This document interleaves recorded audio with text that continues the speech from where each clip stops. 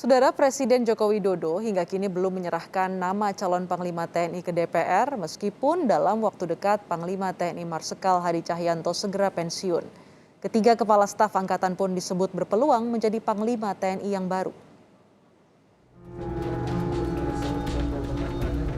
Panglima TNI Marsikal Hadi Cahyanto akan memasuki masa pensiun pada November 2021 dan menjadi pertanyaan, siapakah yang akan menggantikan orang nomor 1 di TNI ini?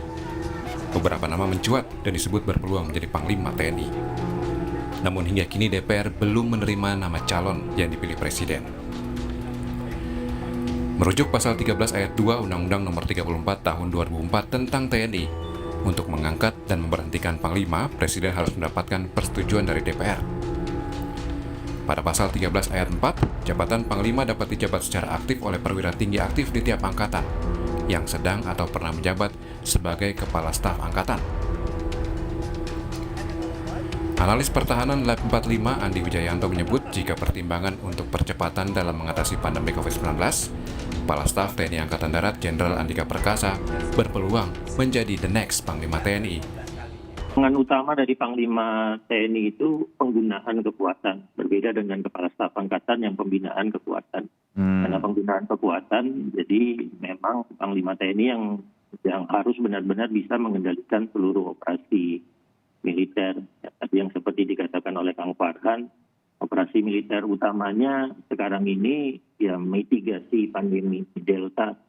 Jadi dari sisi organisasi, dari sisi struktur besar, ya memang Angkatan Darat yang paling siap untuk dijadikan tumpuan depan oleh TNI untuk mengatasi pandemi Delta itu. Oke, jadi dari sisi itu. Sementara itu, anggota Komisi 1 DPR dari fraksi Partai Nasdem, Muhammad Farhan menyebut, jika menilik untuk pertimbangan Pilpres 2024, Marsikal Fajar Prasetyo berpeluang menjadi Panglima TNI. Perhitungannya hanya untuk menjaga pemilu 2024 itu Pak Fajar yang memungkinkan, karena dengan 2 tahun 9 bulan dari sekarang Paling dekat kan, gitu ya, paling jauh dia. Gitu. Tetapi kan 2024 itu pesta demokrasi tidak hanya terjadi di pusat sampai ke pilkada bulan November 2024. Ya.